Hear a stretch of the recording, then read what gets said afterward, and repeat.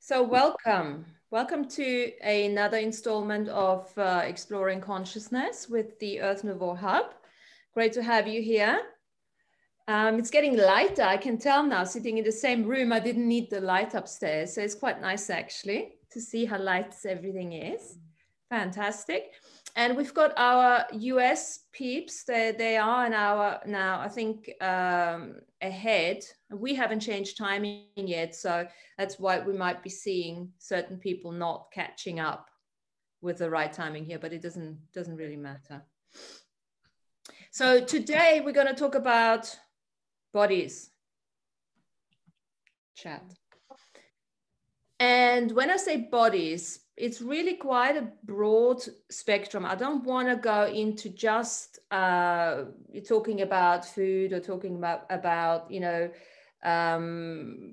disease or something like that, but also I give you the background energy. The background energy we were thinking of is, what's the advantage of having a body? Because, you know, we're doing all this work with spirituality and self-mastery, and a lot of that is all emotional clearing and healing and all of that. And it's quite nice actually to to acknowledge really that once you've gone to a certain level of self-mastery, you got to cross that bridge going back to the physical body again, right? And to the action, you know, and doing stuff physically. Like for instance, yesterday, I've started cleaning my windows, and I only do it once a year, you know, and they look awful and everything. But it was actually a very interesting experience. You know, it's almost like, hey, I haven't used my body for so long for certain things, apart from the aches and pains. Actually, it's quite painful to do your own windows and everything. But to get out of the head at times and to really start doing stuff physically. And then I came up with this little body acronym. So we can play around with a couple of things, you know, like what I said in the invitation, like B for bliss. You know, what does it really mean to be blissful with your body? So anything body related, anything's gonna go, anything that comes up for you that you want to discuss. This is like an open forum today again. The plan is body versus, or seeing the body as the instrument of experience, seeing embodiment part of spirituality. That's basically the energy that I want to give you guys. And then we're going to take it from there. And we've got those little crutches here. So we might as well just start off with that first question, bliss. B for bliss. So what is bliss? Blissful fun for your bodies. What comes up when we ask that question? How does your body do blissfully joy and fun? Well, for me, Martina, it's when I'm fully in tune with the present moment. Mm-hmm. And what is it? Give us an example, because you know, fun has been. I'm going to turn this down a little bit because I'm always screaming there. Fun has been an interesting journey for me to really look at what does actually fun really mean. Now, blissfully fun is the next level of that. So being in the present moment, yeah, I suppose that's the key for it, right? The precursor for it. So, but what does it mean? What does it actually feel like? What does it look like? What do you do when you're blissfully joyful? I have a few specific examples, Martina. Singing, dancing, Okay. lying in the sun, sex. Yes. Cool. So they're the ones that just pop into my head straight away, where I'm really blissful, really present, really in the body, really having fun and enjoying that experience, really enjoying the experience. All of those I just love. So when you're in the moment, you also mentioned being in the moment there. Is it like, you know, you're much more alert, all your senses are working, all the 5 senses, the 6th sense probably as well? I think it's something to do with the mind and the body sort of in sync in that moment. that the mental energy and the body as well, because if you think about singing or dancing, you have to have the two to sort of work together in order to be able to perform. You know, your mind will remember the steps, well, your body will too, actually, even if your mind doesn't. It's like playing music. You know, if I'm playing something on the accordion and if I don't remember it necessarily in my head, my fingers will. Mm-hmm. Yeah. It's everything. Is there one thing? Isn't it? Everything being in tune, as Mary said, with the present moment. Everything. Bliss is a, sorry, Laura, bliss is a funny one because it's, for me, when I experience bliss, it's not, so it doesn't require me to actually do anything. It kind of, it just, it takes over itself. Exactly like what Mary was saying. So bliss, you know, like sex, that's something that you just do. There's a flow to it, you know, and you don't have to overthink about it. You just go with what feels right. And singing, dancing, playing musical instruments, you know, when one does these things, you don't have to kind of really think about it, do you? You just open up and allow that to flow, that creativity. And my bliss process has been very strange because I used to be able to get bliss from drugs. You know, back in my younger days, it would be drugs and alcohol, and that would be a bliss state for me. Whereas nowadays, if I were to experience something, let's say like cocaine, I think it would just, rather than bliss, it would make me feel absolutely horrendous. And I just want it out of my system as quickly as I possibly could, you know? But now bliss for me is sometimes it comes up, I can just be at the end of a meditation or before a meditation or during a ceremony or ritual when my mind just shuts off and I just experience the moment and all of its beauty. And I can just feel the energy without overthinking, without, you know, so this for me is always, it's almost like complete embodiment. Mm-hmm, mm-hmm. So could we actually say that blissful embodiment is equal to spirituality? Yeah. Or part of it, basically? Because so often we forget and we leave the body behind. And this is obviously just saying that without a body, we couldn't even have that experience, right? Is it not when body, mind, and spirit are all in total harmony? Exactly. Because all those examples that you guys have given is very much like the spiritual plus the body, you know? Yes. And the mind, because the mind almost gets shut out when we do the dancing or the singing or, you know, the orgasmic experiences and stuff like that. The mind pretty much goes, but we're starting to really, truly connect to that instrument, right? Mm. And you know, when Matty was talking there, Matty, what you reminded me of, that I also find it doing absolutely nothing, kind of like meditating, floating experience is also blissful. Mm-hmm. Yeah. Mm-hmm. So how much, let's just ask ourselves here, that blissful state that we've all pretty much have experienced one time or another. When we look at the percentage, if you just ask very quickly, what percentage do you find yourself in that space, in that state during the day? What comes up?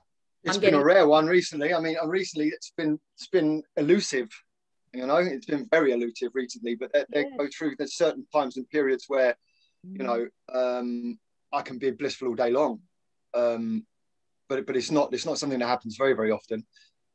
Gosh, 1% maybe, if I had to put a figure on it.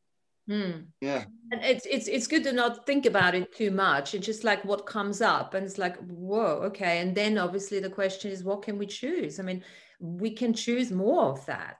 We know what it feels like. It sounds we really enjoy it. So what's the purpose of not choosing it, right? And it can be something that you wouldn't actually, like you cleaning your windows, Martina, you know, that sounded or felt blissful listening to you, because I've cleaned mine as well with the sun shining, it shows up all the dust. And like you, I really enjoyed that too. So it can be just something mundane that we don't think, you know, is very esoteric, but we can get absolute bliss from doing it. Exactly. And I think the reason why I called it blissful actually was because I got to a stage where I was like, oh, I'm bored now. There's nobody to talk to. And there's, you know, I have watched this and I have watched that. And I'm like, I can't do this. I can't do that. And I was seeking distraction. And I realized thinking, normal life, right? How did people live naturally? They didn't need to go to the gym. They didn't need to find something to do because there was stuff to do, the normal stuff. And it just reminded me that spirituality is all about normal stuff, right? It's about using the body, doing things with it. And that's what really made me happy and blissful, actually, you know, thinking, right, it's right there. It's right here. They are dirty. They're screaming at you. Do it. So it's normal. And how much do we not allow ourselves to be normal, right? Yes. And that's the energy that I'm getting since the equinox and before, that the energy has changed for me. And for me personally, I can say there is a reset. I know certain people don't want to use that, but for me personally, there has. And it's become much more simple and much more normal. Right? Did you find that too? Absolutely. I totally get what you're saying. So how has the energy been for you guys then on that? Well, for me, it's always a busy time of the year for me. For all of my work, everything that I do, it's like a 3-month cycle. So equinoxes and solstices are always the busiest time. And recently we had to, like I said to you, I've been doing a lot of decorating and that. And so, you know, the mind can take over, can't it? So it's been a lot of rush. But then what I found is where it comes to my ritualistic and ceremonial process, it just seems to now be so ingrained that it's just effortless now, if that makes sense. So, you know, before I'd have to kind of make set time for it and make sure that this happens, or you know, like when I did my ceremony this year, the equinox ceremony, one just gone. Usually I would make it, you know, I'd try and put myself in a certain state of mind, or try to create some sort of atmosphere that I felt was appropriate to what I was doing. Whereas now, I mean, I said to Sarah, it was probably the most friendliest fire I've ever had, because it was just like sitting down with an old friend in a pub and catching up for a minute. So how are you doing? What's been going on? And it was so natural. And like you say, Martina, it felt like a reset, just like something's now ingrained. It's like, you know, it's not so much effort required anymore. It's like a daily chore has taken on a different meaning for me. Yeah. It's almost like there's no particular need to do like big ceremonies, because almost like when I cook now again, I haven't been cooking for some time because I've cooked all my life and I got tired of it. And now I can cook and almost like, oh, this is my ritual now. This is now my sacred ceremony, you know? So it's that daily spirituality expressed through our bodies, through normal stuff that we do, right? Yes. And I think, Martina, it's also a time where we're trying to get away from this global narrative. You know, over here, we're coming to the end of lockdown. People are really keen to get out. We've got pretty nice weather, spring weather. You know, that's what I'm feeling. And it's almost like a separation of densities between those who want to be going with the global narrative and those who really want to get back to the natural way of living. And in my experience recently, I'm just finding more and more soul family who want to work on the lands or walk or anything like that, anything that, as you say, does the spiritual work just in day-to-day living, just in walking, just in being present at a sacred site or being present on the land. And it just feels very much like the separation of densities has increased, and people who are very wrapped up in the system are fading away from me. And I know I do totally get it. We live in this world and we have to be part of it. But there are ways, we all know on this Zoom, there's plenty of ways to outcreate that and to recapture the magic. And most of us here know how to do that. And you can't capture the magic unless you're fully in your body, which is part of the embodiment. And when you start to capture the magic, then that's when you feel like you are fully in tune with everything, isn't it? That's when your body is really part of the experience as well. Yeah. Laura, thank you for that. I agree with you with this separation, because I have noticed that and being aware of that, especially today.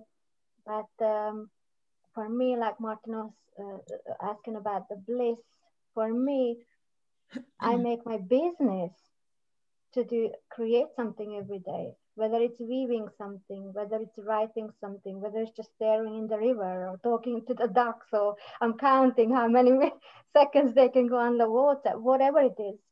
But also what I found this week, I'm just resting all week.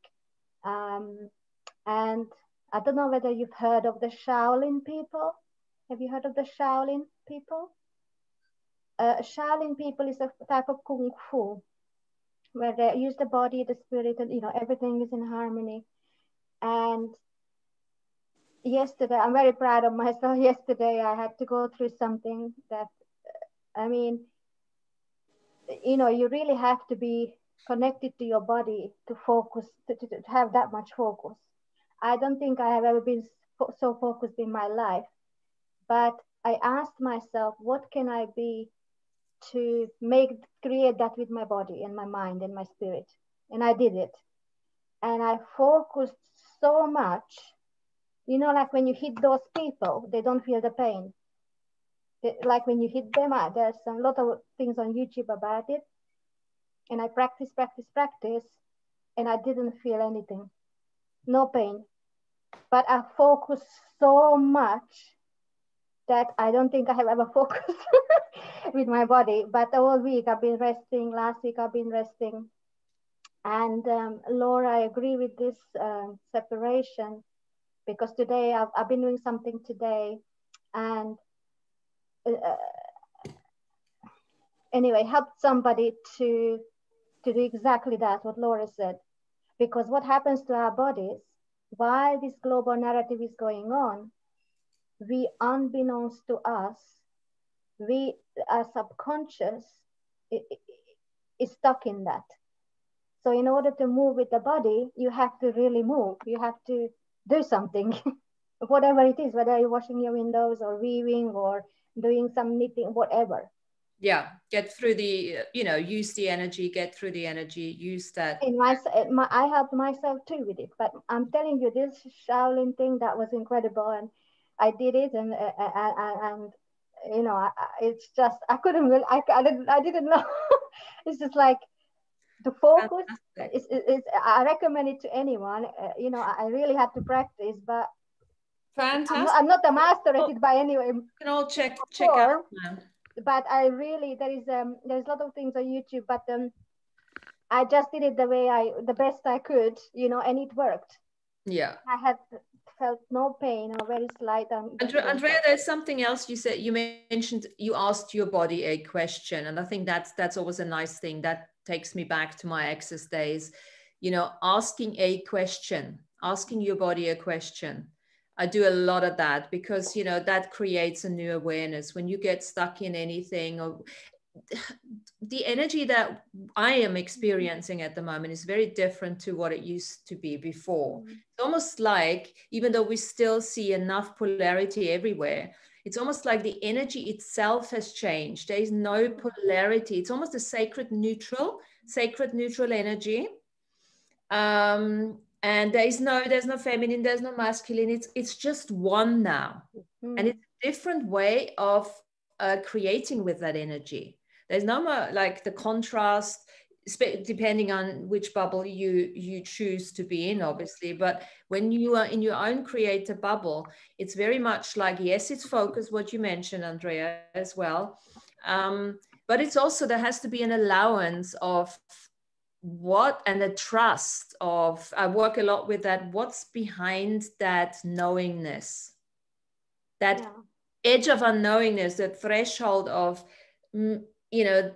towards the mystery is really right there. And it's almost like, how can we tap into that with our bodies? By keep asking questions. you know? I always do the clearings, as you know, the Yes. Ho'oponopono, and I actually attended a lecture last night. Sometimes I attend a lecture, like it was a couple of hours, and it was about health. And we said there was the Ho'oponopono facilitators that they said, okay, so it doesn't matter what it is, but if you take responsibility for that, and like I was so nervous, you know, I was really scared, really, really nervous, and I went to the river. I didn't speak to anybody, didn't go on social media, and I was preparing for this for a week now, and I asked, what can I do? Like I did the clearing and didn't speak to the animals, and just suddenly this Shaolin came up from out of nowhere. I didn't even know how. I didn't look for it, and I said, okay, I'm gonna practice. I had one day practice the best I could. And you know, if you really do the clearing, which I do, take responsibility, then things will show up from the least expected. They will show up. It you know. You know what, Martina? Thank you, Andrea. Yes, Laura? Do you know, I don't think, thanks, Andrea, for that. I don't think it matters whether it's something spiritual or something 3D like cleaning the windows. Yeah. I think it's anything that gets your mind away from the garbage we know that comes out from the television, from this world gossip of negativity. So if it can be anything, can't it, that actually gets you away from that other distraction. So it's a distraction of sorts, you could say, but it's a very positive distraction because it puts you in the present moment, like cleaning windows do, or anything like that. And thanks for saying that, because it's almost like, and check that with yourselves, guys, almost distraction has taken on a different meaning for me now too. You know, it's like I was using the windows to distract myself from my seeking, my need to seek, you know, and then realized actually, oh, the magic is actually in that normality. That's where the magic is. Yeah. You know, this is the new energy now. You know, it's not in the seeking, it's not in the you know, learning more stuff or anything like that. It's actually getting back to normality. And seeing where the magic comes from that. And Nicola is saying, like, being the spiritual warrior in every task, which is nicely said. Thanks for that. I mean, let me just read some of those. It's an out-creation of the global narrative distraction. Absolutely, Casey. Thank you. And sometimes it's poop scooping. Yes. Chicken. Absolutely, yeah. And how blissful can that be, right? But the thing is, it's choice, isn't it? It's choice at the end of the day. So it might be normality, but it's your normality. It's the normality that you've chosen, which grounds you. Yes. Takes you away from the rest of it. Absolutely. And that comes from that level of mastery that we have achieved through the courage, through the determination, through the spiritual, you know, the work that we've been doing, through the ceremonies and everything. And now all of a sudden it's like, okay, you have become that energy now. You've become that energy. And yes, we are going in and out all the time. It's not that we're staying there all the time. But once you become, you can actually start looking at distraction again from a different perspective. Yes, Martin, I remember that you have your shop, I have my shop, and I didn't do anything last year. But now, suddenly I thought, okay, how can I create this without shops being closed? And I did it, and I started to sell. I said, okay, I'm going to start to sell again. But I found a way. I found a way, and you know, I'm not saying, you know, it's just enjoyable. I'm ask Alan here now. Alan is raising his hand. Thank you, Alan. I didn't want to interrupt anyone, but I know Andrew has talked about bliss being a state of beingness. And that state of beingness is found in that embodiment, being part of that body and integrating it all. And in the ever-present moment and presence, I remember from my notes from your discussions with him was, you know, being in that moment of the now without strategy and agenda. So it's not something that we're consciously looking for, bliss. It's just that state of beingness that we can find with even the most of mundane things. Yes. Like washing the windows. Yes. And sometimes because you're mentioning strategy here, it's the strategy, spiritual now, or just normal, whatever strategy, to get you to that state of bliss. Because there was a strategy behind me having to, okay, this is my strategy now to do the windows. And that's when the bliss came through, you know? So I had to choose it, you know? So that strategy or that choice is always a precursor to really using your body, because I could have just lied on the couch again, or, you know, get back into my head and just, you know, watched another video or something like that. So there's another question now, is the next thing is with the opportunities, because that brings up, once we start acknowledging what's actually going on with these new energies for us, once we start acknowledging the level of mastery that we have, yeah, and whilst we're still working on that, yes, what are the opportunities that are actually now arising from that, even whilst we're still in the lockdown? Because totally new opportunities arising through that level of mastery now. So what have you guys been thinking about that? Because for me, lots of things disappeared. Oh. And there's new stuff coming in. So who wants to say something there? Shoba? Hi. Hi. I'm very much fascinated with what you're saying, because I've been very much into all of that. And excuse me, I've got asthma at the moment, which is very indicative of what's going on in my life. But this point of how to outcreate your own mind and yet remain within that bliss state is something that's very much relevant at this moment. Because it's as if I have a choice to make, and that is to reinvent my business completely. Because here in Mallorca, it's hasta la vista. Mm-hmm. And come up with another creation of how to bring that forward. And the most surprising thing that's come through for me on this equinox is that I've discovered that I actually avoid work. And that was a sincere surprise, because I'm busy all of the time. But it's how do you get creative with work and focused and not avoid? And I don't know if any of this makes any sense to anybody out there, but today I actually woke up and I thought, holy moly, how much time have I actually spent in doing so much other things and not really focusing on driving my business forward in a totally new way. Okay, so that would be a part of distraction that does not necessarily give you the results that you're looking for, right? Totally. So this is interesting, and I'm glad you're mentioning that, because that brings us back in very much into the body. You're talking about business, right? And most of us, you know, have some kind of business running, you know, or even if we have a job or something, you know, that business side that we often neglect because of the spirituality that we're seeking and all of that.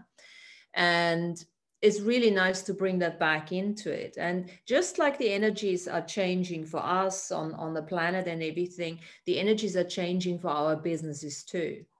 Yeah. And you know, one thing, have you ever asked your business, Shoba, what it wants to do and where it wants to go? Actually, no, but I have started to talk to it when I go in.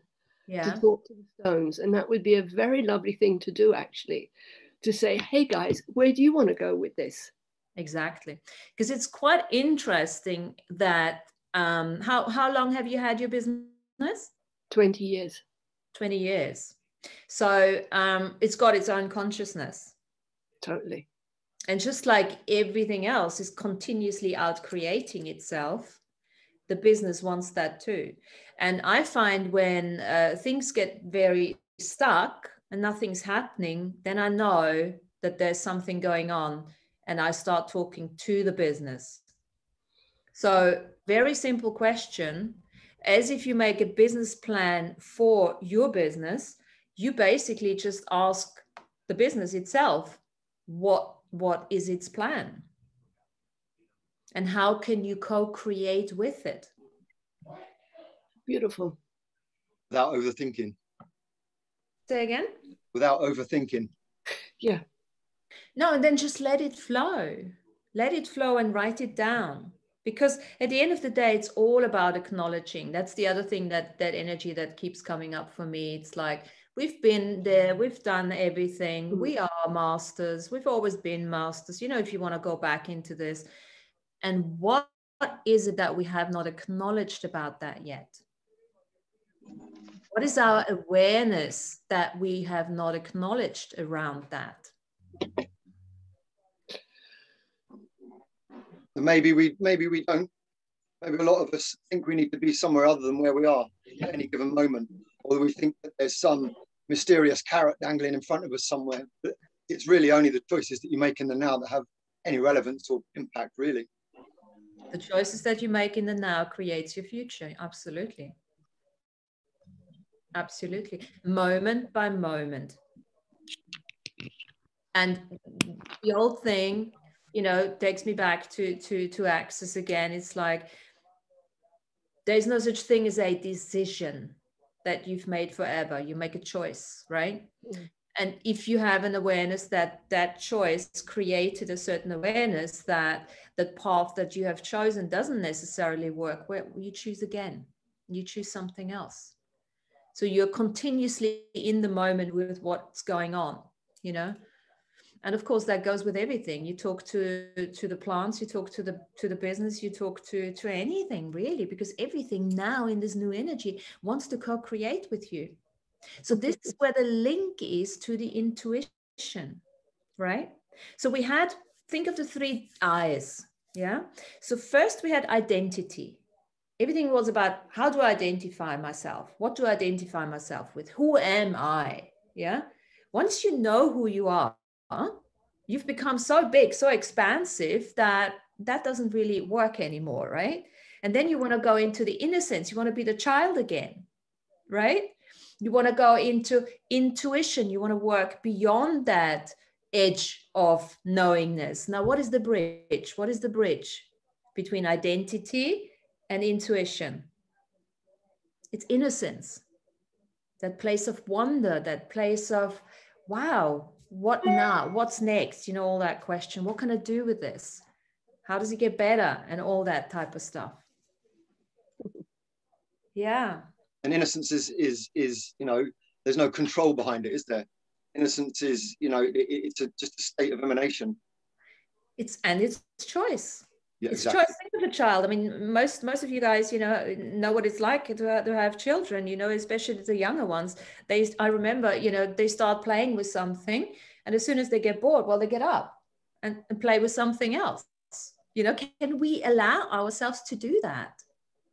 Play with something now. As soon as you get bored, or let's not call it bored, you may even, you know, we call it bored. But what if it is actually an awareness that there's no more time required with that right now, and I can add something else to the whole mix? Because linearity, you know, we know all about linearity. There's no such thing. And most of us are compulsive creators. So we need about, you know, 10, 15 projects around us, because not everything requires your time and your attention. So you can get up in the morning, you know, with a business as well, Shova. It's like you get up in the morning, so does my business require my attention today? What do you require today for me to contribute? And maybe you can say it's taking cognition out of choice to take a more non-cognitive approach, in which case you can then match with the frequency, vibration, and harmony of the universe, which does it in non-cognitive patterns. If we just take the logic out, things become a lot more simpler and intuitive. And synchronistic. Exactly. That's when so this morning I looked at that. I'm thinking I was forcing something, right? I'm thinking, okay, hang on a second. That's not how you create, right? And then I asked myself, so how do I create? And I just made a little list. What happened in my life? How did I get the jobs that I had? None of them I chose. look, I chose them in the end, but none of them was something that I thought I wanted to do. It was presented, it came to me, and then I had to choose it or not. So every time I go into, oh, I need to do this now, and it's not happening fast enough, I know that I'm forcing something. All I need to do then is sit back. Okay, what else can I choose here? What awareness am I not acknowledging? Because the way we can create now should be like this, instant. Can I share a story with you, Martina? Yeah, briefly? with all of us, So, yeah. Because what yourself and Alan were just talking about there, that is the flavour of the month for me. That's exactly what I've been learning, those lessons, you know. And some weeks ago, I got into a little bit of trouble with the police in a car accident. It was something very minor, but there were circumstances surrounded it that were not very helpful for me.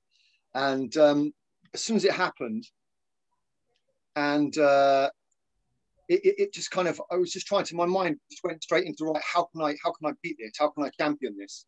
How can I, you know, seen and unseen, what can I do to get myself out of this situation? Because this isn't how we behave anymore, you know? And my mind was going and going and going. And the further down that rabbit hole I went, further out of, you know, I want to use the word control. It's the only word I've got that really fits it, but it's not right. The further out of control I became.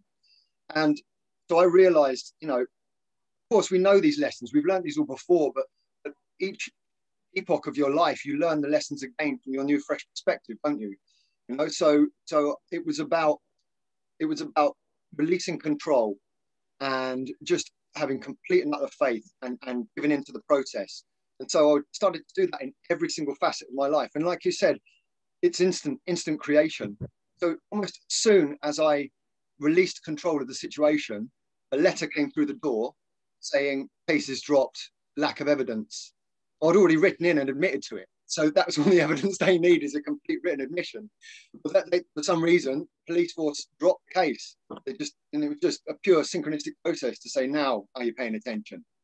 You know, and there's just been so many of these little, you know, you can't ignore it when it starts to happen like that, can you? You know? Yeah. And it's the universe just saying you've got it. It's, you know, you know all the things you need to know. You don't need to know anything more. You just need to just live the life and make the choices in the now.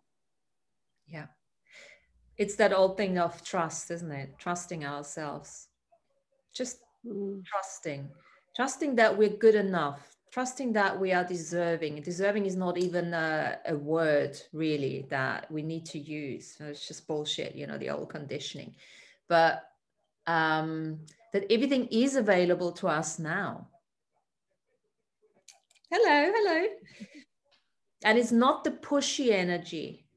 It's not the pushy energy anymore that brings it in. It's the really looking at yourself. Am I allowing myself to receive everything that I am actually wanting to create? You know, it's the more the receiving energy, that innocence, that childlike, you know, energy that is required. So the energy flow is different. It's more like you're pulling energy towards you nowadays. You're not pushing. And then see what happens.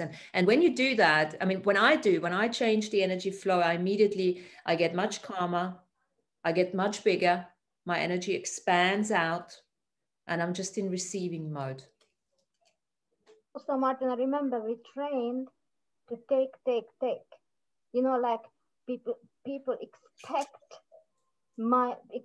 their business to make money. People expect to take. But it's like you said, the energy changed now, and we can just sit back and we don't even have to ask for it. You know, we can create it from nothing. The one thing my mother left me, it's like a little card. I mean, I took it from her room after the funeral, and I framed it. And what it teaches me, that I can create anything from nothing, and I don't have to make any effort for it. Yeah. Of course, we trained ourselves not to be in that situation. I trained myself to be in that situation, and now I actually created a sanctuary that I always dreamed about. Maybe for somebody this is not a dream. For me, it was my dream. I've created it, and I enjoy it. I simply every day enjoy it. That's the idea, right? Fantastic. And I do my clearings because Ho'oponopono is one of the most powerful tools I have ever learned in my life, and it's going to be still forever, infinitely in the world. And if you have a chance, guys, to even have a taster session, or there are freebies out there, do it, because when you do that, you don't do it for anybody, but you do it for you. You don't clean it, you don't help. It's for you. And that's when the magic Andrea, happens. I've got no effort. Sorry, I don't no want effort. to cut you down, but so Andrea is the Ho'oponopono, so that's something for all of us to look into as well. I've got Lily here with a question. Let's ask, let's get everyone on. Hi, I'm so interested in everything you're speaking about, and I just wanted to share that. So during lockdown, I discovered a new body practice, and I've started doing breath work. And this came at a point where our work life was changing. We've moved to a small holding, and I'd kind of committed myself to learning how to farm and garden, and this was all completely new to me. And I found that during the breathwork sessions, I started to receive information about how to work on the land. Mm-hmm. And this has been magic and kind of mind-blowing and reality shifting, in that sense that I've started to experience these messages of how to work on the land, and then the bliss experience of actually enacting that into the earth. And it's completely changed my life. And when you've been speaking about the bliss states and kind of moving from spirit to the earth through your body, it just made me think, oh yeah, I just really wanted to share that and hear what people thought about that. And yeah, so I'm just super excited about this practice, really. Oh, fantastic. And it goes very nicely. What we're talking about today is using your body, right, as an instrument to connect, to the above and to the below, and all of that. So is there a particular breathing exercise you want to share with us, or what type of breath work are you using?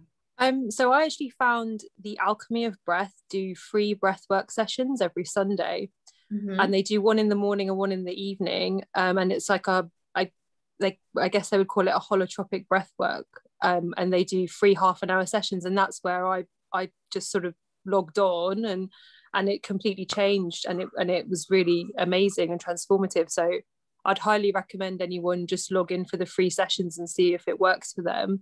Mm-hmm. And then there's you can download ones that you can save and listen to whenever you like, and do them. And yeah, I mean, that experience for me, that bliss state, is the most intense bliss state that I could drop into in the space of 20 minutes, and then it lasts afterwards for quite a long time. It's beautiful. I like that, because there's so many people have problems connecting through meditation, through transcendental meditation, right, where you have to get out of your body, you have to get out of your mind and everything. And I'm one of those. This is why I practice Kundalini breathing, because it's the opposite of getting out of you are getting out of your head as well, because you're having to do so much, doing all that, and it's painful, but you're totally in your body by using that breath work, by using the exercise that you're doing, and that gets you on that journey. So I call my meditations, it's like a journeying rather than, yeah. But how amazing is that? You're getting, everything, you're asking, contribution for how to farm. It's just a show, but with the business, it's like fantastic. Yeah, it's been, I think the biggest message I got from it was that this is our ancestral rights. It's our right to have these skills. And I really saw that I was living before this in a paradigm where I had those gifts, but I hadn't let them in. And then when I started working with the earth, with the seasons, with my breath, these are things we're born with. And it's our ancestral right to be able to move into these tools and use them and get bliss from them, and give the earth bliss with our tools, so yeah, it's super exciting. that is self-mastery, Lily. That is self-mastery. Sorry. And you know, that's why we do the self-mastery. And it could be anything that we choose, any practice that we choose that keeps us in our body and grounds us in our body, because that's where we get these messages. That's where we're able to actually listen to what it is that the ancestors, the spirits, and the earth is trying to say to us. You know, it can be something as simple as sitting there and all of a sudden a piece of sunlight just hit your face, you know. And if you haven't done self-mastery, you haven't done all of that stuff, then your mind's going ding, ding, ding, ding, ding, doesn't even notice. You probably move out the way, but you think, oh, it's right in my eyes. But yeah, once you've done the self-mastery and you know how to be embodied, that piece of sunlight can just go zoof, and you know, you can have an infinite moment of bliss in 3 seconds of sunlight hitting your face. And also, Lily, you've taken the work out of work and made it great work, which is totally different, because great work you do in your joy, whereas work, the old style work that I hope we're leaving behind, is almost the, you know, queuing in traffic 9 to 5, that mundane, joyless system stuff. I mean, you've totally left that, and you are living and doing your great work, aren't you? Yeah, it's been very interesting because it's happened quite rapidly, and kind of it just feels like you step into a new reality. And so for example, the other day we had some trees cut down from ash dieback, and we actually went and asked the earth there, oh, is the connection gone? Oh, no, can you hear me? We actually went to the piece of land where those trees had been cut down, and I was like, okay, well, let's ask, what does this copse of trees, what trees do they want here? And me and my husband asked, and we got an answer, and we were just we both got an answer, and we were like, this is just amazing. So it's just this reality kind of opening up, and we're very much at the start of this experience, so we're super excited, and it's lovely to speak to you all about it as well. Lily, have you had any problems with slugs yet? Well, we have lots of birds, so they are very good at eating our slugs, but we have quite a lot of caterpillars we had last year. And as you go through, there's always something new. You're like, right, I've got that fixed, and the next year something else will decimate everything. You know? And it's just it's wonderful. I loved it. I've grown my own food for years, but it's a challenge, isn't it? Yeah, there's someone out there who wants to take your shit off you. You've got to talk to them, haven't you? It's just the way our ancestors lived, isn't it? You know, they lived so much with the land, our ancestors. So it is really exciting to hear that. And Laura, what you were saying earlier about if you enjoy your work, here there's a saying, if you enjoy what you do for a living, you'll never work a day in your life. And it's so true. So true. Because if you're enjoying it, it won't feel like work. So who on this Zoom does actually still work? Fine work, Martina. Well, no, do you still consider yourself that you're working? That's what I'm asking. Or is it already redefined into something else? Yeah, for me, it's already redefined. Yeah. So what do you let's call it what it is. What do you call it? Because it's important to point it out. We're no longer working, right? Most of us. Not working for the man. So what do you do? I work for myself, work for my own joy, my own bliss. But you still call it working. I keep myself busy, occupied. Okay. Always learning, the adventurer on an adventure. Every day is a new adventure. Okay. What else we got? What else do you call it? What about housework? That's the taxing one. All the other stuff's easy. I call it play now. Play. I call everything play. I make a point, even though it doesn't feel like playing all the time. You know, housework and that type of stuff. But I call it play. What can we play with now? And I make a conscious effort to call it that, to redefine it towards the universe as well, you know, so that more of that playful, innocent energy can come through. Because we have to just, you know, break our habitual patterns, and so much imprinting is in the words that we're using.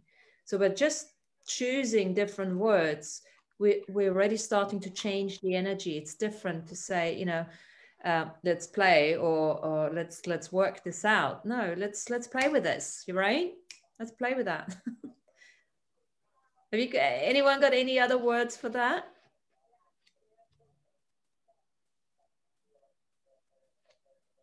Anyway, it's just something to play with, right?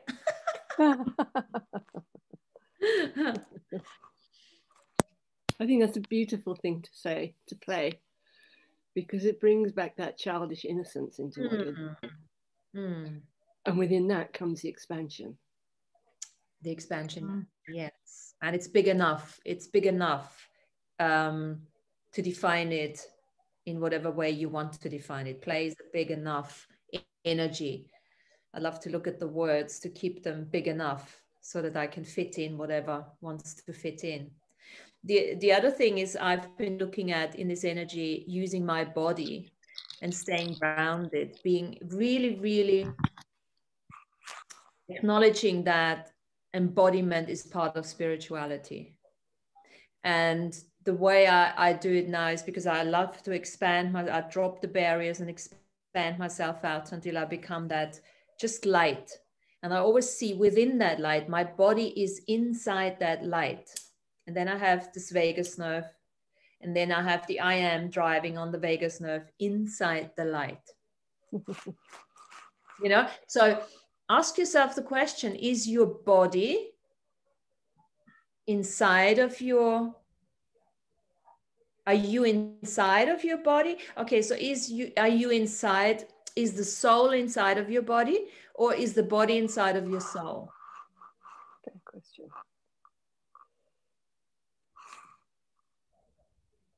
Probably a bit of both. Yeah, I'd say both, yeah. Equal co-creation. I would call the body the DNA instrument of experience, and the I am would be the driver. Yeah. I mean, it's like the definition we've been playing with AB is obviously, we are the DNA instrument of experience here, and we are connected to a non-locality, to a non-local soul, continuously connected. But just look at from an energetic, because we often, even when we do the integration, I am integration, and in the individuation process and connecting to our different shards, parts, and avatars, we often think we need to stick everything into the body, right? I sometimes I think, I can't fit them all in. It's like, oh, you don't have to fit them all in, right? Because you're actually just connecting to them. So you're inside of the egg, if you wish, and you're just like, okay, pull the strings, you weave them all together with you. And it's a different energetic, and it makes it more blissful for me. It makes it more expansive for me to think along those lines. That's right, Martina. And also, when you have one of these experiences, like when I'm painting the walls or doing some mundane task where I'm fully embodied, then sometimes I'll have these mystical moments that just happen. I don't set out to have a mystical experience. I can have somebody come in and communicate something to me, or something. Sometimes I have like light language that will come out and things like that, kind of spontaneous, and it will be a state of bliss. But I've noticed that instantly I don't grasp to it. As soon as it's over, it's like, right, okay, back to what I was doing, as if it never happened. That need to grasp onto these kind of experiences is not helpful, and if anything, that then tears you from your body. So this is, are you saying you're having these blissful experiences and they dissipate so quickly? No, I'm just saying it's like not allowing a dopamine release, or not allowing any kind of not that I'm doing it coherently, just that these situations can arise and then fade away, and you can go from one experience to the next, to the next, to the next, without attaching or holding on to it or needing to understand. Yeah. Okay. So the importance there for me, what comes up is, and that's what I've been doing now, because it's so fleetingly, it goes so fast, you're right, but I have my little book with me wherever I am, and I find myself now just writing down these things, because it's like, I want to manifest it. I want to create more. And the more because I'm so fast and I forget to acknowledge them. And then when I get into my funk, like, oh, nothing's happening. Oh shit, I forgot. Actually, all of this is happening, right? So it's almost like I have to remind myself. So sometimes you don't have to write huge revocations and all that stuff. Just bits and pieces. When they come up, write them down, you know? Almost like catch them. Isn't that they were saying, like, when you write a song, the song comes, and if you don't catch it, somebody else will do it. So those ideas, especially now in these energies, right? Things are just popping in, saying, hello, are you here? As photonic beings of light, it's sometimes good to see light as the wave, and then to see light as the particle.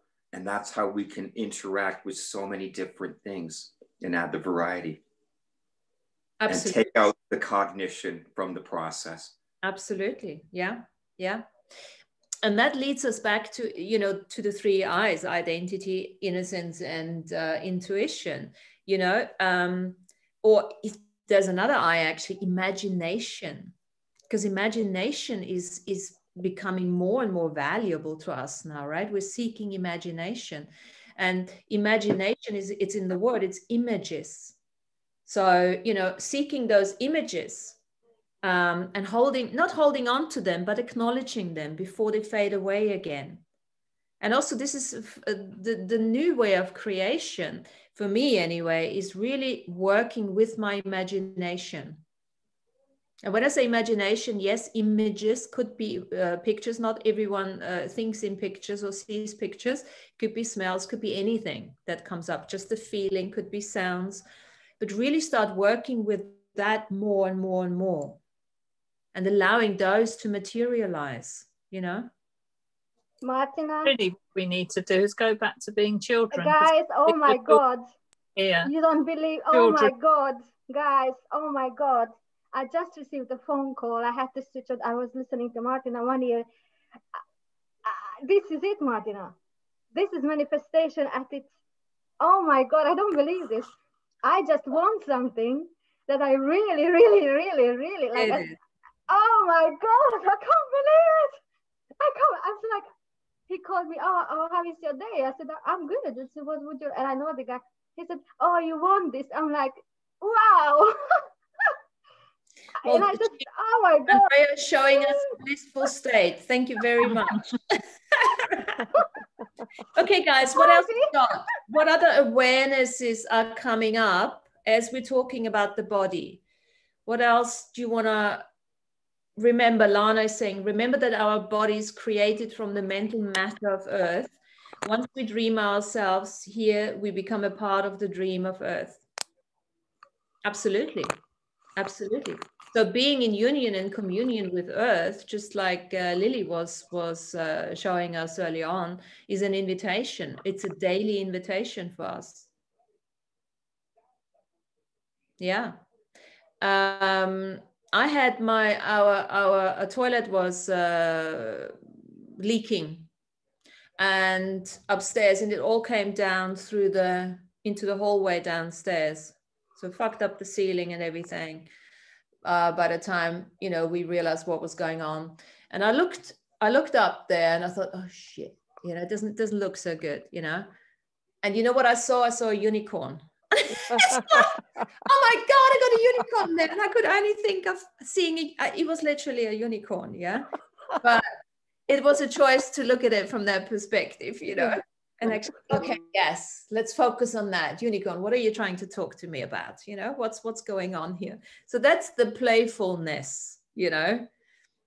Sometimes when shit happens, literally, you just want to, you know, put a different spin on it. Yes. That's perspective, isn't it, Martina? Because there's so many times that something will happen, and if it doesn't fit in with what you expected is what should or could or would happen, you think it's a negative, but actually it's driving you to a certain, absolutely, down a certain path. But, yeah, and why am I saying this now? Because it is a part of union and communion again with the Earth, you know. So I'm not fighting it, I'm not resisting it. It is what it is. So let's make the best out of it. Let's have some fun with it, right? That sort of stuff, you know. So what else you guys got with the new energies? Who you know what? Now, there is one thing that I really thought about this week. No, sorry, last week. This doctor said to me, you know, your tongue, it's a very powerful tool. Your tongue, it's a very powerful tool. So just let's just take this in for a minute, because I really took it in like, your tongue, so you can create and destroy with your tongue. Yeah. Well, thanks for that. I mean, that reminds us obviously for, you know, we know that the tongue is the second organ that is being created in the fetus of the womb. And it is connected to the heart, right? So our authenticity and everything comes through the vibrations the heart sends into the tongue. So yes, good reminder on that one. Yes, we know that, but do we apply it? Do we apply it to our benefit? That's the question. One thing is, okay, I know this. But you apply it every time you open your mouth and talk, because otherwise... once we are applying that. No, I'm just saying that yeah. I thought about it. Yeah. So what does being you... So we've got bliss, we've got opportunities, we talked about distractions, we redefined distractions now. Sometimes we're seeking out distractions, right? Because we're working with them. And I'm not talking watching TV and all that, but, you know, using them in conjunction with our bodies. So the last one I've put forward here is the you, the why in the body, the you. So what does being you really mean? What's my question here? What does being you mean to you, and how does it contribute to yourself and to the world, to the earth, and to others?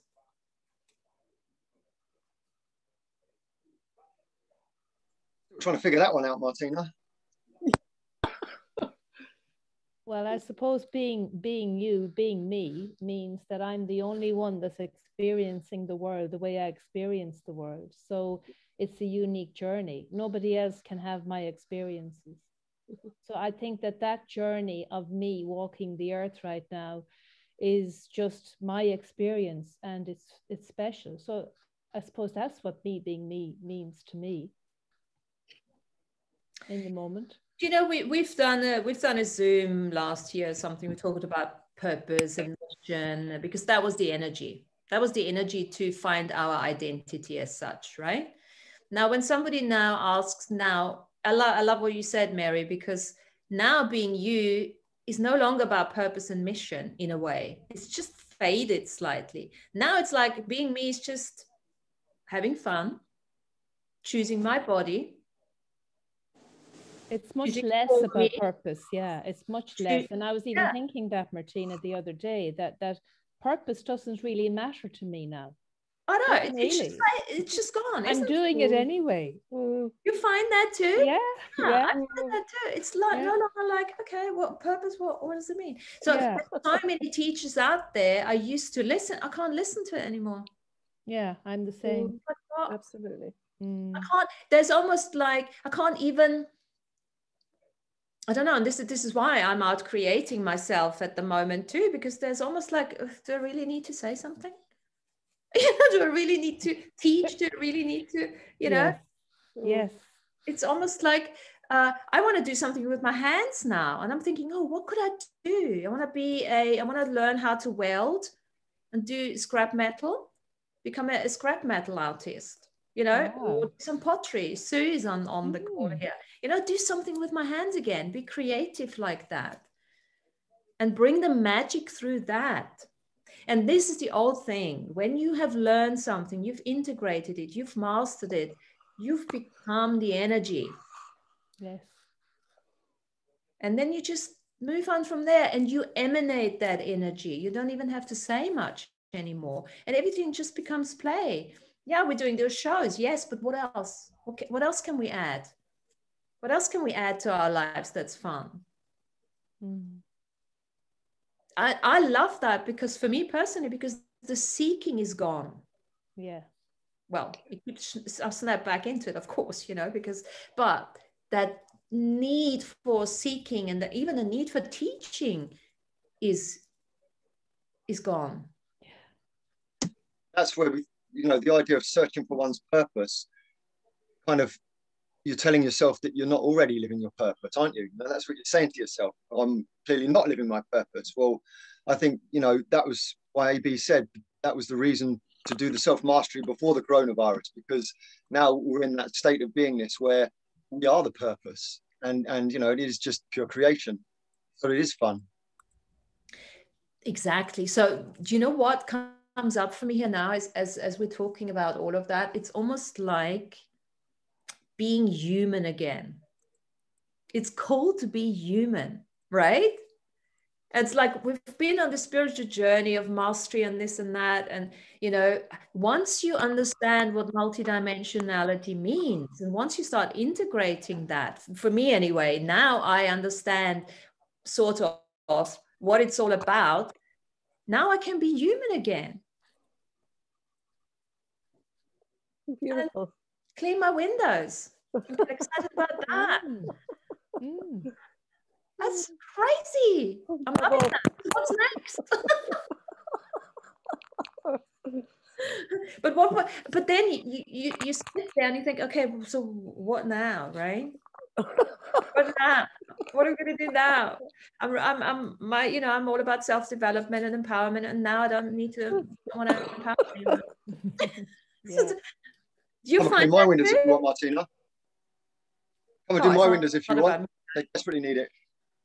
Say again? Come and do my windows if you want. Become a window cleaner. Well, to be honest, that would be fun too. Everything is fun at the moment. Everything is like, oh, I could do that for a little bit. Oh, I go down to Astor's. I've got an Astor. I go down to Astor's and start, putting shelving. It's fun. The thing is, you can make the choice, can't you, between whether this is going to be a chore or whether you just kind of allow it to be what it is. To enjoy it. Yeah. Sarah. It's all about choice. It is. So all that seeking is a choice, and it's required. It's necessary. It's once we start integrating it, we can just, and it's not a going backwards. Yeah, it's not a going backwards. But there's a lot of choice, isn't there, right now? There's an awful lot of choice. Oh, that's how I'm experiencing it anyway. Yeah. And also the other thing is with all of that is that it's almost like stepping out of judgment, right? That's the key. There's no judgment. Yeah. Whatever it is, and okay, so let's talk about vaccinations just a little bit, right? Without going into, there's no conspiracy, anti-vaxxers, all of that. But it's just like, I imagined myself sitting there getting the jab. And my body said, I don't think so. And I thought, okay, is this now a judgment? Is this a choice or what? I just played with the idea. And I'm not saying, maybe tomorrow I could do it, but why am I saying this? Because there's so much that's getting thrown at us at the moment. And again, we got to look at that. Are we doing this out of choice? Because is it a rebellion, or is it because, I've heard this and this about it? And it's none of that. It's not rebellion. It's not, I can't even tell you exactly why, because I haven't really looked into all of that. And I thought, somebody asks me, I said, well, it just doesn't work for me at this moment. You've got to have a reason have to justify it. Well, do you? Well, once we have to have something? That's a very good question.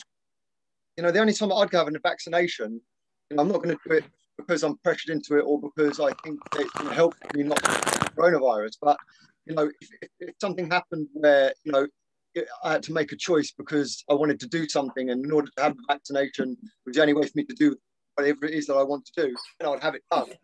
It would be a choice. Yeah. I've seen intuition. Intuition? It's just intuition. So that's me talking to my body, same as you. And my body's saying, no, I'm not ready for it yet. I don't want it yet. And one day I'll make a different choice based on my intuition. But, you know, my son was asking me, oh, you know, somebody spoke to you and said, don't have it. I said, no. I said, it's intuition. Knowing common sense, I think, Laura, as well. Yeah. No one would have it. No one would have, you know, a vaccine that's been rushed out in 8 months. I mean, you've got to be mad, you know. That's right, but that's part of my intuition. Exactly. See, I'm having a lot of this at the moment, really kind of changing, because through my life, quite a lot of the time, I've been just going with the flow and doing what everybody else wants to do, just because I'm not really bothered either way. You know, but recently, I've been like, actually tuning into my body. What is it I want to do? How do I feel about it? And it's kind of really changed. And we still might end up doing what the other person wants to do, but it's because I want to, you know, and it changes the whole experience of what happens. You know, really just listening to your body and having that and staying in your sovereignty, yeah, which was very important for me, being a sovereign choice. Yeah, absolutely. And you can make another choice the next moment. Yeah, as long as it's your sovereign choice. Yeah, and that can change. You know, you completely go back on what you were saying, but yeah, moment's moment, isn't it? And never ever think that you have to justify anything to anyone. Yeah, no. It doesn't work for me. Thank you. No, thank you very much. much. Whether you have it or don't have it, it's a personal choice, isn't it? Based Absolutely. on your own intuition, your knowingness at the time. And that's creating from that sacred neutral space we were talking about before, because there is almost no emotion in it. I've got no emotion in this. There's no feeling good, feeling bad. There's nothing there. It's just total sacred neutral, pure, coming from that pure choice, from that knowingness, from that intuition. And you know what? Intuition, into it. You're straight into it. That's it. Your intuition involves your embodiment. It involves being in your body, because it's like your sixth sense, isn't it? Yeah, absolutely. Yeah. And when you speak, it's just... Sorry, Alan, go on. And when you speak your truth, it's just your signature frequency of being. It's just your signature. You don't have to make any excuses or apologize for it. It's just who you are. Part of that inner knowingness and workingness. Yeah, and it represents the energy of the cells in the body, you know, I think as well. Just as you were talking, I was kind of sitting here sort of processing what I feel about the vaccinations, because I'm very easy about not having it. I don't have any charge about it at all whatsoever. But as you were talking, I was aware that my mind actually has not even sought out information, but it has got information. It, you know, I would have heard it on the TV, or I might have seen it in the papers or whatever, different stuff about different vaccines and what they do and all of that. And I don't sort of hold it, but actually what I've realized is that that's the job of my mind. My mind is a collector. It's a collector of information, and that's what it does. And it's wonderful at doing it. But the cells in my body have a different role to play. And actually, it's them that says, not yet. No, not yet. And it's them that's speaking. And when Alan was speaking there about speaking your truth, you just kind of summarized, Alan, what I was actually sitting here and feeling, because it's the cells that are representing my truth, not what I've collected in my mind. Yeah, totally. And I think it's really important, Mary, what you said, that it's your truth and not someone else's truth and not someone else's opinion. It's got to be absolutely your truth, whichever way it is, as long as it's your truth. And it may change. I may change. I may decide in another while, I may feel different about that, and that's okay too. But I think that the cells in the body have eons of time of wisdom in them, that, you know, because of the age we're in now, we're kind of learning how to disengage the mind. And I hate to sort of assume that the mind isn't part of the body, because it is. And sometimes it gets bad press, and the head gets bad press. You know, get out of your head, get out of your mind. Well, it's part of the body, is part of the mind too, and it has a role to play, and it has a role to play in distributing information that it takes in to the cells, and in taking the information from the cells and, you know, getting that out in what you speak. But using your gut brain. Yes, exactly, Alan. Yes, you're actually saying everything I'm feeling this evening. Synchronicity. Yes. Yeah. That feels like I was on a soapbox there, Martina. No. Speaking sorry, I don't like truth. I mean, thank you for that. Speaking your truth, because remind ourselves, you know, it's the belief engine that gets that creates our reality. Yeah. You know, and the belief engine is part of, you know, our authentic truth that we are expressing, you know. So, you know, if you work with choice, then it will have an impact on your body. If you choose the vaccination, it will not have any negative effects on your body because you're coming from a place of choice, right? There's no resistance to it. You choose it for whatever reason you choose it. That brings up a really interesting conversation Lynn and I had. And I think your question, Lynn, if you're there, was if people, when they have the vaccination, believes enough that it will protect them from the virus, will it? Will belief override the virus? Which is an interesting question. Yeah, yes, it was all, yes, it was both ways, wasn't it? It was whether you had the vaccine or not, but what people's beliefs were. Yes. Yeah, absolutely. I would definitely say yes. If it's coming from a place of fear, then it could be different. But I absolutely, you know, it's the placebo effect. So I think, you know, definitely, you know, I would not be afraid to have it. That's for certain, because I know that, you know, whatever is going to happen is going to happen, and I'm damn sure a vaccination is not going to take me out. You know, but I think for some people that choice may be, you know, it depends on their level of self mastery and heart connectedness, really. Yeah, and it goes beyond that, because I don't think anyone will be taken out by the vaccination. No. Yeah, we're all grown-ups. We're not like a baby who gets, you know, a jab. That's a different story. As we know, we all have our immune system strong enough, and we know how to eat healthy and all of that, you know, so that comes with the self-mastery that we've been practicing. So I'm not worried about that. It's just purely something I can't even pin down what it is, because I've got no feeling for it, no emotion for it. It just not for me at the moment, and that's it. But what I'm saying is, you know, it's a good example, because so much is getting thrown at us now and in the lockdown, you know, where we need to keep on choosing that place of sacred neutrality, and actually really start choosing and creating from that place of sacred neutrality. It's more important now than ever, isn't it? It seems to me. And whilst all this polarity is going on, this energy is already available. And I have a feeling that this is the 8th and 9th color that AB has been talking about. Yes. That's very much. Yes. My color that comes up for that is an orangey red.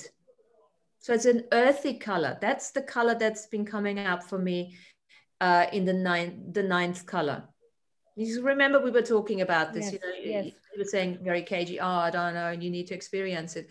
And my experiences of late have been, this is the color, an orangey red type thing, an earthy color, that sacred neutral, where there's just everything there based on your intuition, based on your knowingness.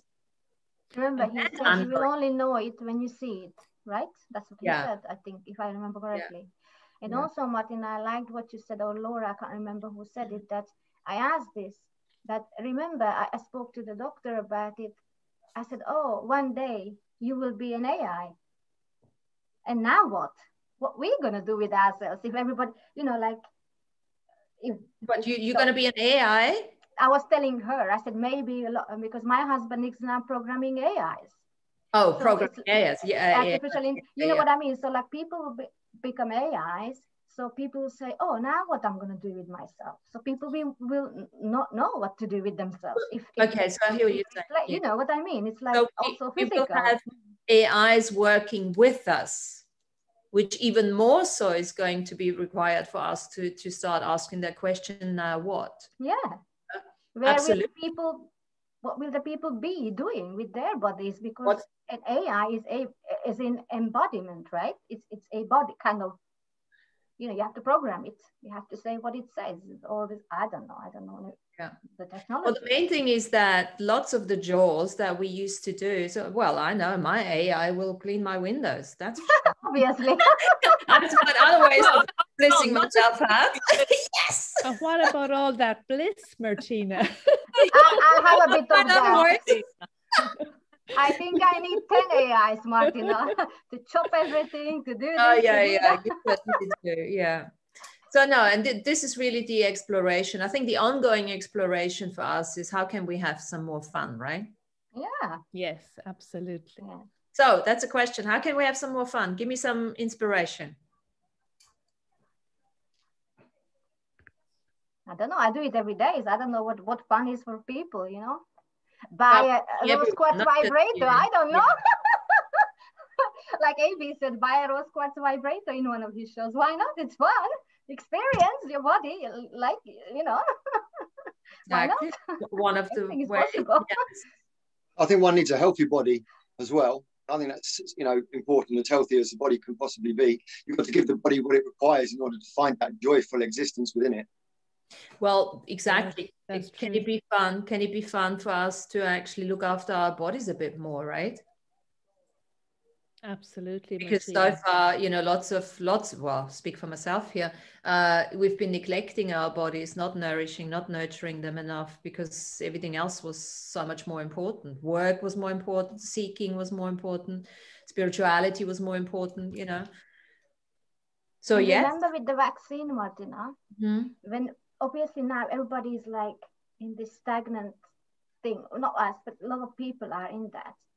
And if you inject the vaccine into that body, some bodies might not be, I know people who are not able to take that. So, you know, whatever, we can also, we spoke about that last night at the lecture, that we can talk to the vaccine. Yes. Before it enters our body, during it enters your body, and after. Absolutely. Absolutely. Well, this is what we have, our bodies, and that communication with our bodies goes for everything. It goes for the food. It goes for what do you want to do, body, right now? What do you want to wear today? You know, and all of that. That can be really good fun. That was an exploration I've done a couple of years ago, where I was like, for everything that I was doing and being, I was asking my body, what would you like to do? You know? And then, of course, when a body said, no, I don't want that, I'm saying, oh, shut up. You know, we have to stop. But don't you remember, you know, it's like making a coffee and, you know, and it's halfway done. And I said, do you want this? And body says, no, not really. And I'm like, oh, come on. You know, it's done now. I have to now have it. And the interesting thing is you choose it. Yes. And you take a sip. I was like, actually, you just needed that one sip. You just needed to allow yourself that one sip. And how often do we finish a meal just because we think we have to, because we were brought up like that? You can't leave, and, you know, those poor children dying and all that bullshit. You know, how much do we overfeed our bodies, right? Yeah. We continuously keep talking to our bodies, you know. This is a very good, if you want to lose weight or something, for instance. I did a slimathon once with a group of people, and one of the exercises I brought in was you start eating and load your plate up if you want to, because you want choice. You want to do it from choice, right? Everything has to be choice. So you have to almost trick yourself, your sympathetic, your parasympathetic, into it. So load it all up and then start eating. And every bite you take, you ask, would you like another bite? Okay, yeah. And if you do that, you probably halfway through, you're going to stop. And then the conditioning that comes up that, you know, you need to finish what's on your plate, well, you just destroy and uncreate that. Let that go. And all of a sudden, what you will have to do, and I had to practice that because I grew up with, if you don't eat this, I stuff it down your throat. Yeah, I have been stuffed down my throat, these things. So I had to actually leave half of it and throw it away. And it was not easy doing it the first time around. I had to that really sounds hard. practice, to throw it away. Practice. That goes the other way as well, Martina, you know, because I found that I'm an absolute hard ass when it comes to what I eat and how I take care of my body. And in 2020, I actually had to do the opposite. I had to eat some chocolate and, you know, overeat, and just because, you know, I've been doing the opposite for so long, just to break up that stagnant energy, you know. It didn't do me much favors because, you know, I'm not exactly in better health than I was at the before 2020, but, you know, it's what needed to happen. Absolutely. And thanks for mentioning that, because it does go the opposite as well. And what I have, my strategy when it comes to food or drink now is I allow myself anything that comes up, but I keep asking, do you want more? Do you want more? And sometimes I allow myself, no, I just want that. But if I go, I know what I am. I have a rebel inside me, and that rebel, it doesn't matter, you know, it rides the black sheep and it will keep riding it. You know, it doesn't really matter. So I have to somehow trick my little rebel there and say, okay, you can have this now. And sometimes, fuck it, you just have it. Yeah, well, you know. The thing is, more than enjoy, there's no problem. I love cake, and I will have cake. But Lynn knows, whenever we go out walking, Lynn and Yaz make lovely cakes. And we sit up in the hills with our mugs of coffee and our cake. And we always say, how does it get better than this? Fantastic. And we're not going to give up cake, are we, Lynn? No, but then I do feel I've earned it because we've walked miles. Yes. The thing is, more that you tell yourself you can't have it, something, the more you're going to, you know, want it, or you've got to give yourself that, just not too much. Yeah. I agree with Sarah. Eat it and before you eat, it's important what's in your mind, because what is in your mind is what you're gonna eat, not the food.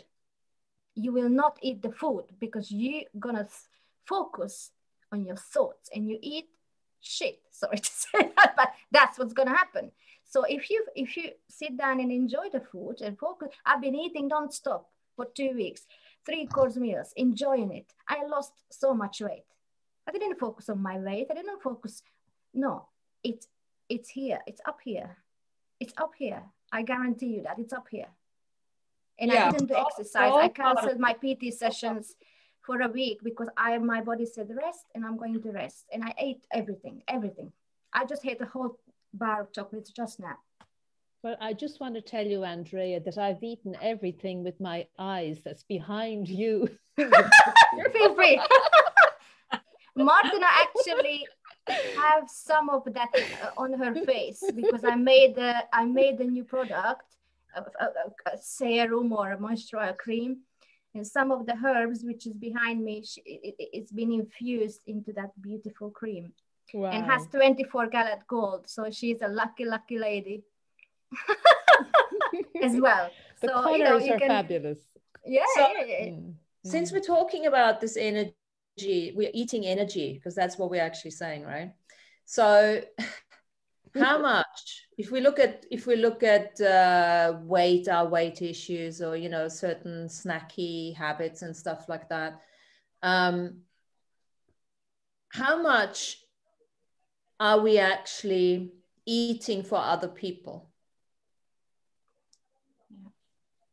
Just think about that, especially when you are, like when I used to be in a work environment, you know, and there was always biscuits and this and this and that, and I didn't really even want it, but because of our psychic capacities, call it empathy if you wish, or whatever you want to call it, we actually often thinking that we're hungry because we're picking up other people's stuff, hunger issues out of their heads. We're picking up their thoughts. Oh, I would like to have a bikini now and a tea. And we actually don't really want it. Yeah, I agree. So that's another way of that. Yeah. And you can gain weight with that. Yeah. You can literally put weight on by eating for other people. And then it can work the other way, can't it? That if we're a bit unsovereign or allowing some of our energy to go out to them, then we need to find some way of replacing that energy. It's like if you're doing a lot of high frequency work. Yes. You actually, you know, if I do a lot of study, I need stuff to eat. I need snacks to eat. You do tend to eat more. And the brain actually requires that glucose. Absolutely. To function. Because everything changes, your entire energy makeup changes, your frequency, your vibration, and everything changes as you start letting go of old programs and things like that, and start creating new sort of energetic, connections and stuff like that. Absolutely. So, and that's what I said, that yesterday, when I went through that process, not just the thing I did, I literally could feel losing weight. It was such an intense, and I had never experienced anything like it, but I literally lost weight just by letting go of certain energies. Fantastic. Then, absolutely. Yeah. You know, I mean, yeah, anybody can do that. So what are we waiting for? Right? What are we waiting for to let go of those energies that are not ours, right? Because this is what the body does. The body does it as a protection mechanism, puts on weight when we put ourselves into those unsovereign places. I'm just looking at my book. I have a little book here when I did that Slimathon with people. But also, since we're talking about food and awareness and energy and all, there was a good question. What awareness are you actually avoiding by stuffing yourself with food? So there's very often there's an awareness that we have that we don't want to acknowledge, that we are avoiding purely through eating and drinking, of course. You mean it's used as a distraction? It's used as a distraction. It's used as a suppression almost, because there's a certain awareness that you're having. So for instance, you're sitting on the couch and you really don't want to watch this movie with your lover, with your lovey-doveys. And instead of, doing something else, you're just eating, yeah? Or drinking. Instant gratification. Avoidance mechanism too, yes. And I think too that there's something in it about belonging, that people like to sit in groups and eat, like sometimes if they're watching something on telly or they're meeting and chatting, they love to get a snack and they love to get a drink. And really, does any of them want it? Probably not, but it's something nice that they think they want to do to share that space. So I think there's something about that as well with eating. Yeah. Sure. Totally, Mary, because that goes back really to what we're not doing as the indigenous did, isn't it? It's sitting around fires. Yes, exactly. And sharing and eating out. Yeah, the whole makeup of that is missing at times, because a lot of people don't even eat round the table together sometimes. Yes. So then they're going to do it round the telly. Yeah. Sometimes don't you think it's a way of paying attention to yourself? I know it may be not a good way, but it's a way of giving yourself a bit of attention or love or whatever you like to call it. Yeah. So you're feeding yourself, even though it's not the right attention to be giving yourself. Yeah. Yeah, it's like a comfort, isn't it, sometimes? Yeah. Now, there's another one I forgot about that one. Who am I eating for? So we're giving that example before, with empathy and psychic, capacities of picking up other people's hunger issues, or, whenever they require food. But there's another element of that. Who am I eating for? Think of your multidimensional makeup here. Think of entities that may be attached. Let's not just lose ourselves in the seen world. How much food are we taking, especially on the drinking side? As far as I'm concerned, I can very much relate to that. Definitely. Yeah, which part of you is working against you?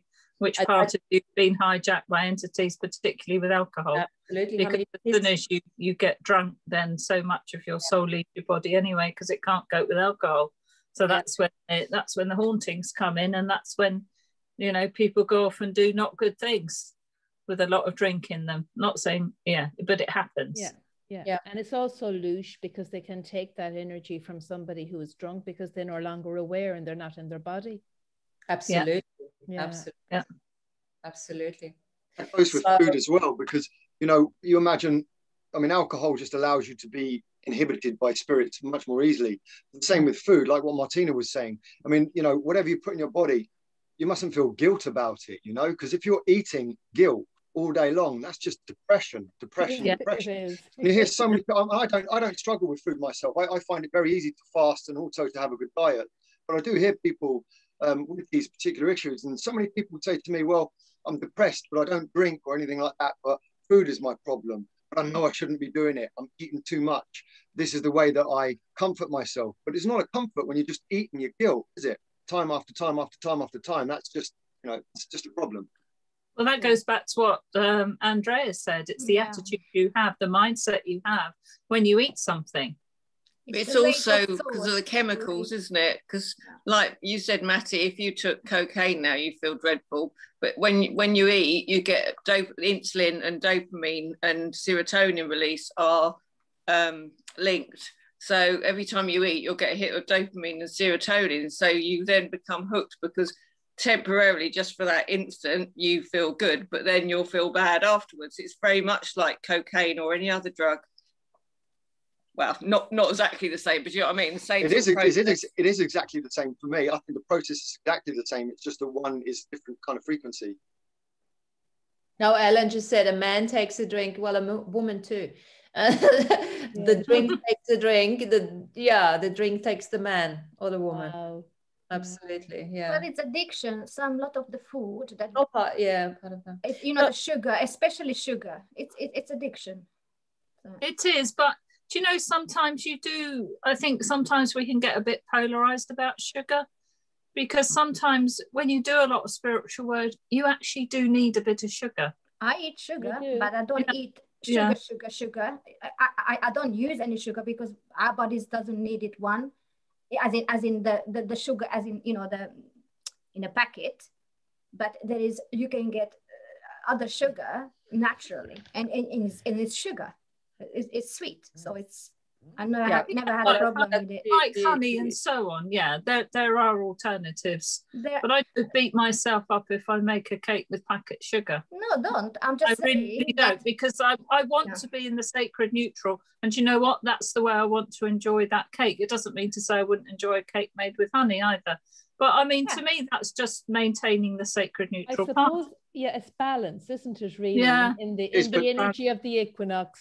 There's with sugar's a funny one, because you know, refined sugar is too much of it is incredibly harmful for the body. Yeah, you know, something that I avoid completely.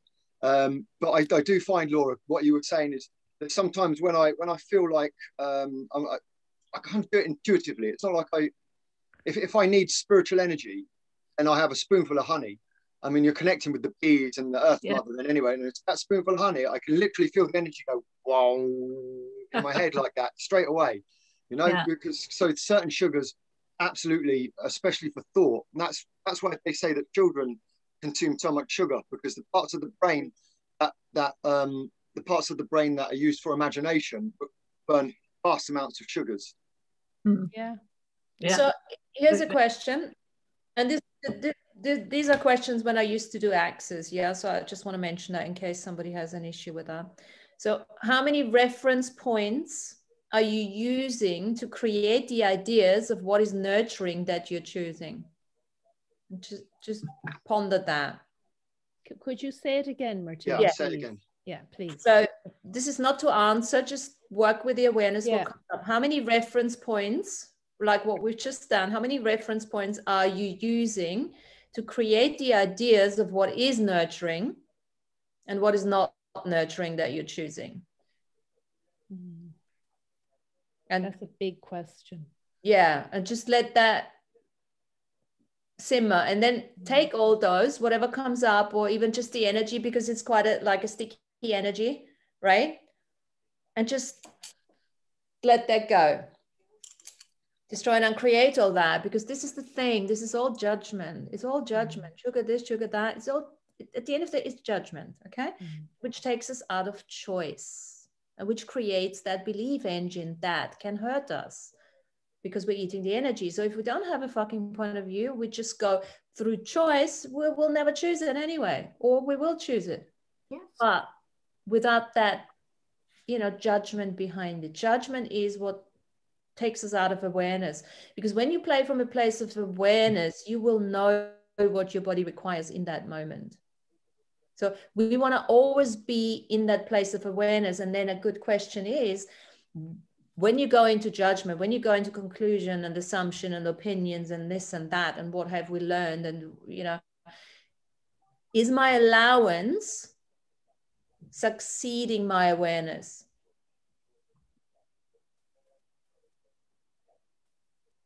Does that make sense? Is my allowance... Thinking about that. Does my allowance succeed my awareness? You always want your allowance.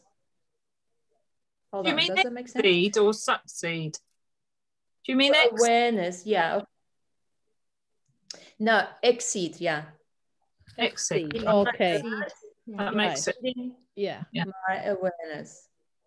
When you allow something, you allow everything. Martina. Yes, that makes sense, because it's like you are allowing too much, maybe in some, for your level of awareness. That's sort of what it's saying, isn't it? Or that's the question. This is actually, okay, so this came in now. This is actually more when you talk to somebody else, all right? You talk to somebody, they talk about, sugar is great, I don't have a problem. Or sugar is not good, yeah? Whatever that is, you have an awareness, what works for you authentically. Now, do you have to have a discussion even, or can you just be in allowance of that? You can have awareness that sugar is not good or is good for you. That's your awareness. And you will make your choices upon that awareness, but can you still be in allowance? So can your allowance for other people exceed your personal awareness? Yeah, just remove the ideology. That's it. Yeah. Easy. You don't even have to go in any question. Just do the clearing, talk to the body. So is my allowance in awareness, but it's a good question to ask, because when you go into it, sometimes you forget all of that. So it's a good question. Am I in allowance here? Am I, Anyway. We never know what's going on, because we have 15 billion per second. We never know. 15 billion. Use it or don't. So how many reference points are you using to create the ideas of what is nurturing, what is right, what is wrong that you're choosing? And everything that is destroy and uncreate that. Let it go. And just feel how the energy dissipates when we do that. Right? Can you perceive that? Yes. And then you can come in from choice again. Do I want to be part of this conversation or not? Or is this something I need to discuss or not? So what is the contribution to my body today? Good question to ask, right? That's a great question, actually. What is the contribution to my business today? What is the contribution to the world, to the earth, to each other by using my body, by staying in the body, by not getting out of the body? And everything that doesn't allow you to perceive, know, be, and receive that, let it go.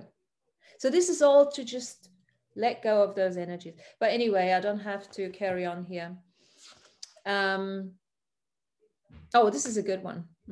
What have you made so vital about the judgment of your body to override your awareness? Do that one once more, Martina. Say that again, please. One more time. What have you made so vital about the judgment of your body to override your awareness? There's a really nice little twisters that bring up some stuff, and often you can't really name the energy what it is, but you can just, when it comes up, just let it go. Let it go. Yeah.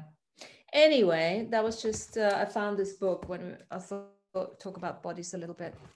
So, we're going already long enough. Is there any questions that still coming up with that? Anyone who wants to say something who probably hasn't spoken yet before we call it an evening? I was just going to say in reference to what you just said, if you're actually in your authentic self, then surely if you're judging your body, you're then becoming from an observer point of view. So you're not being your authentic self, are you? If you're in judgment of your own body. The question would be, are you an entangled or an unentangled observer when you're judging your body? Well, I suppose it depends on what the judgment is, but I'd see that as an entangled. It's an unpleasant observation. Yes.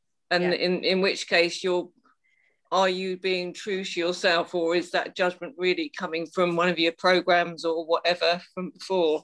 Exactly.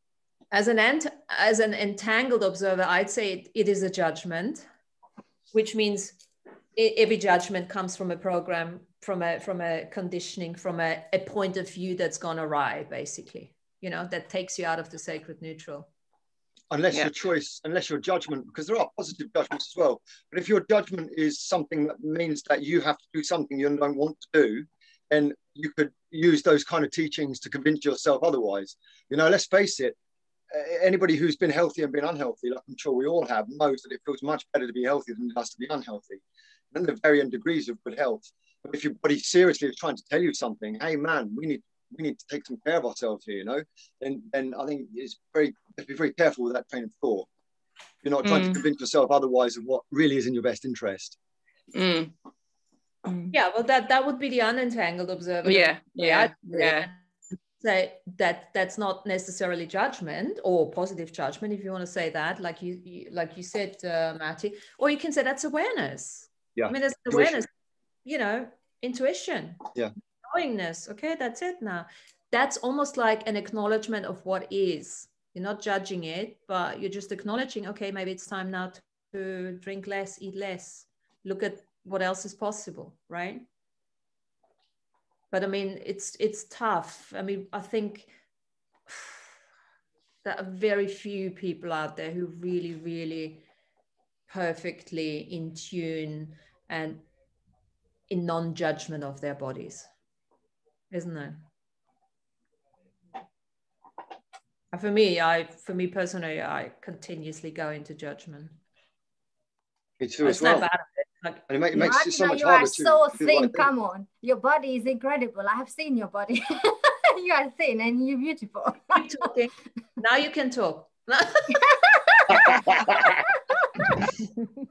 But she's thin. I haven't seen her. I've seen her in you know, and it's okay. I think we can just continuously have to remind ourselves to snap out of it, you know. But Martina, this is last moment for you, Andrea, before we no, because this is for everybody, not for me. Okay. What I've started to do now with my food, I'm going into dreamtime reality. And I started to take a more advanced level now, even going beyond. I mean, everything stems from January sessions with Andrew, but of course I'm doing it myself. But I am now getting everything together, what I've learned, or blah, blah, blah. But I took the food to the level where I am now interpreting my dreamtime reality into the food. And I haven't published a few pictures, but it came out incredible. Oh my God. It's just another level of, okay, cool. What else can I create with this? You know what I mean? How can I interpret this even more? Absolutely. And it's taking an effect. I'd actually like to, sorry to shut you down. Yeah. Thanks for that, actually, because that is a good reminder for all of us. Dream time is part of that imagination, is part of that intuition, is part of what we can work with in this new energy. So I think for me as well, and probably for all of us, that dream time, the journal, the writing things down, the having the intention before we go to bed, it's a dream time fucking awakening, isn't it? Yep. So here we go. Let's keep working with our dream times and make food in dream time, do whatever we need to do in dream time, and see how that then will materialize into that realm. And on that note, thank you very much for being here. And hey, we've done 2 hours, blah, blah. That's fantastic. Thank you so much for coming on again. And we haven't done the GH this month for a reason, because I do want the man to come in when we do the next one. I think transcript number 3 is coming up, and I'd like to really, I'll invite it whenever he's ready, when he's got time, and we bring him on, and then we ask great questions, and then create some more other than us just, you know, blah, blah. fishing for stuff, blah, blah, exactly. Okay, guys, have a nice thank you. Bye, guys. Bye. Thank you. And see you soon. Huh? Bye. Bye-bye. Bye.